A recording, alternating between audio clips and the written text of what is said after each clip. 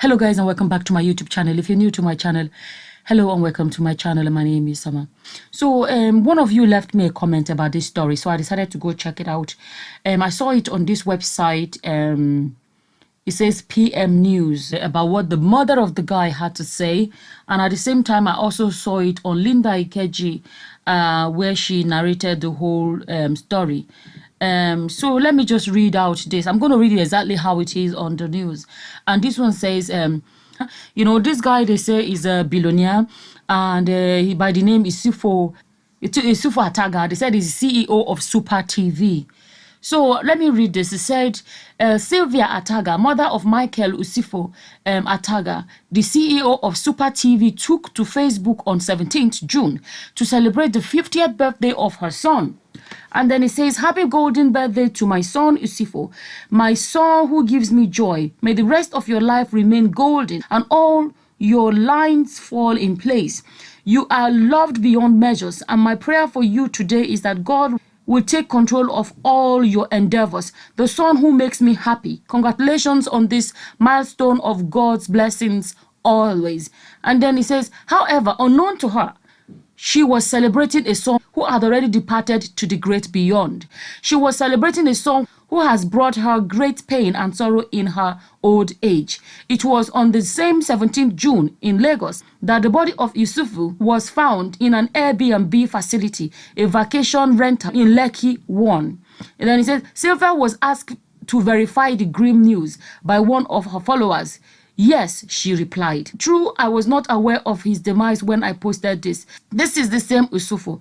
They deleted my son. According to reports, Usifo's wife and family based in Abuja had reported him missing after he didn't turn up in his Super TV office and his home in Banana Island since 13th of June. The riddle of his whereabouts was not cracked until 17th June, his 50th birthday, when his body was found by the police, bearing multiple stab wounds. A lady he met 2 weeks prior to his death was said to be at the center of his murder. She had been arrested. Investigators were able to trace her with her bank account number after the withdrawal of 5 million naira from Usifo's account before he was discovered gone. Other suspects in custody include the manager of the Airbnb and security guards. Security guards at the Airbnb reportedly claimed that only a dispatch rider who brought some drugs for the lady came to look for the secret lovers. Listen to that last part, because when they said a dispatch rider came, the question that came to my mind was, could that be a hitman? Could that be the man? Could that be someone that was hired to come and help finish him? Because sometimes maybe the lady couldn't do it, or I'm just speculating now. The lady couldn't do it all by herself, so she needed the help, and maybe the other person is the assistant in deleting this guy. I'm just saying that's a possibility, because that was what came to my mind when I read that. And then I'll read this one then from Linda Ikeji. This one says, side chick reportedly arrested after married CEO of Super TV was drugged and stabbed to death. And then it says, Micheal Usifo Ataga, the chief executive officer of Super TV and director in Super Network Limited, a telecoms firm, has been gruesomely deleted, and his alleged side chick has been arrested in relation to his end. Ataga, who resides in Banana Island, was reported missing on Sunday, June 13th by his family and friends after he didn't return to his home in Banana Island, and he also didn't turn up at his Victoria Island office.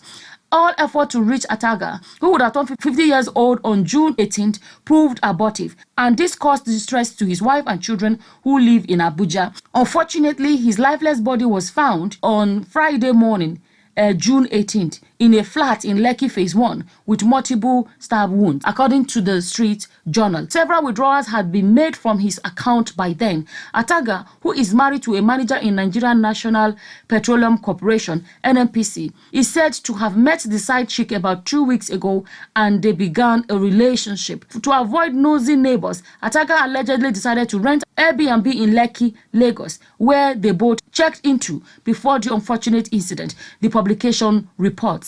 Following his disappearance, concerned friends, family members, the police and DSS operatives all the way from Abuja, through the concerted efforts of Ataga's wife, tracked down the owner of the Airbnb. who received payment from the side chick's bank account into which Ataga had previously made a transfer for the payment to.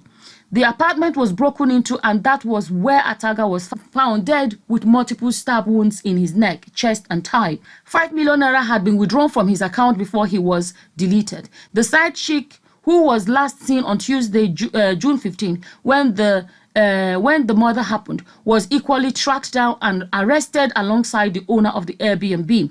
Ataga was an amateur boxer and reportedly very strong, so his end has become as a shock to friends.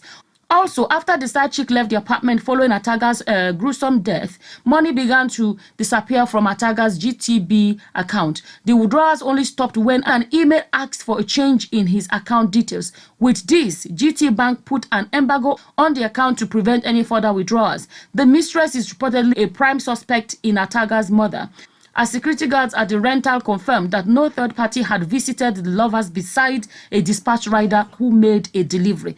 An investigation is still ongoing and the case is still unfolding. So when I read this, I'm saying, okay, maybe the dispatch rider brought a medication or drug, that maybe she gave him a drug or something that he fell asleep, because now they are not saying that the dispatch rider is a suspect, and so it's possible she brought him something or whatever, and maybe she gave him something he drank, because it's not that easy for a woman or a lady to delete a man just like that. He must have been fast asleep, because that's another possibility, natural sleep, and she gave him natural sleep, and maybe she started striking him straight to the heart. Maybe she struck him straight to the heart while he was sleeping, and that really got him. And maybe then she struck him more then to make sure he was really gone. No matter how the story goes, no matter how the story is, at the end of the day, it is an unnecessary end to someone's life. Like, I'm not going to come here and say that the idea of having a side chick was a good thing. Of course, it's not something, but at the end of the day, is that a reason to take somebody's life? Like that? No, it's still not. Do you understand what I'm trying to say? At the same time, I don't want to go too deep into this video because it's still an investigation, that is ongoing. But it's sad because now the wife is not just finding out that her husband is gone. The children are not just finding out that the father is gone, but finding out how he left. That is sad and heartbreaking. So the woman is going to be finding out now that her husband was unfaithful. At the same time, finding out that her husband is gone. Honestly, on the other hand, I'm wondering, like, what will she gain if she is a side chick, if she's truly a side chick and he's deciding to spend time with her? So what is she going to gain by deleting him? Do you know what I mean? They say he's a billionaire. What will she gain? Is he not more useful to her while he's alive than when he's gone? Those are the kind of things that, like, I just do not understand what must have really been going through the lady's mind.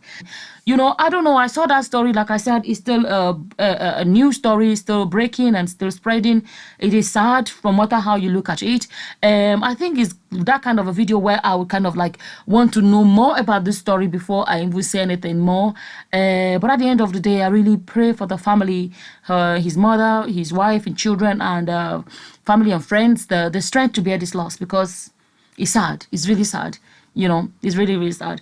I think I'll leave it there for now. As always, whatever your opinions are, feel free to leave them in the comment section below. And with that, I'm going to say thank you for watching. Until the next time, guys. Bye-bye. Bye.